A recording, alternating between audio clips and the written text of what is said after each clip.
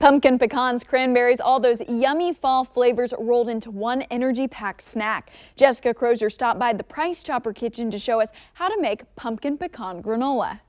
What all is used in this recipe? So in this recipe, we have old-fashioned oats. Not the quick oats, it won't have the same consistency. Good distinction. But then we have pecan bits, we have pumpkin seeds if you want to toss those in. Okay. And these are whole. You can get them this way at the store already.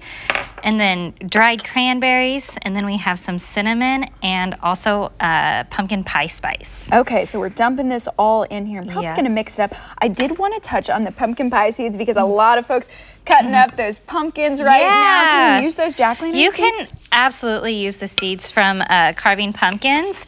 You'll want to dry them out, like roast them a little bit first before you do that. Otherwise, they might be a little too wet. So. Okay, that is perfectly understandable. You also went for the dry ingredients before the wet ones. Yes. So you want to mix all the dry ingredients together first, then set that aside for about 2 minutes, and then we're going to mix all of our wet ingredients. So this is maple syrup. Okay. And here's this if you want it. We got a little bit of pumpkin pie filling, or pumpkin puree. You don't want the pumpkin pie filling. That might get a little bit much on the seasoning. Absolutely. Yeah, go for that. And then we have a little bit of coconut oil. That'll help it so it doesn't get too sticky and gummy. The maple syrup and the honey will help it stick together because of all that good sugar. We're just putting in about a tablespoon of honey in here.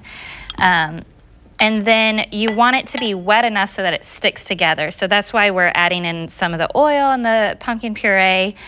Stir this? Yep, stir this up nice and good.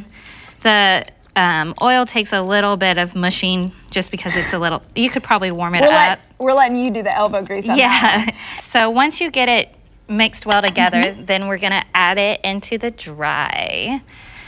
And then I noticed that some of the ingredients may not be totally smooth. That's fine for this. Yeah, totally fine. When we bake it, then it'll melt and meld into everything. Okay.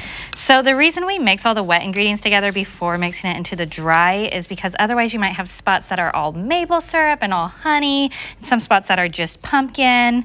So this just makes sure it's all combined really well. What are some of the common ways that you can actually enjoy this? Sure. So you can have it just on its own. I love just grabbing a handful and eating it.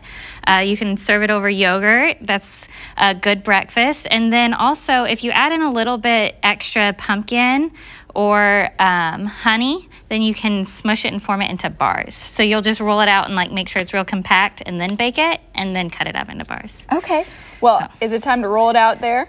Yeah. For the baking part. Yeah, so this is how it'll look once it's all combined. Ours isn't quite mixed up that well yet, but then we will pour it out here when we're good.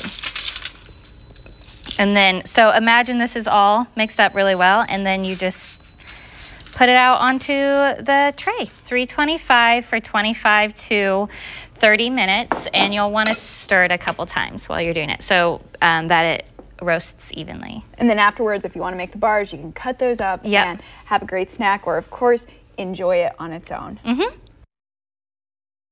More great ideas and fresh dish recipes, visit mypricechopper.com. You can also find those demo videos and get extra how-to help.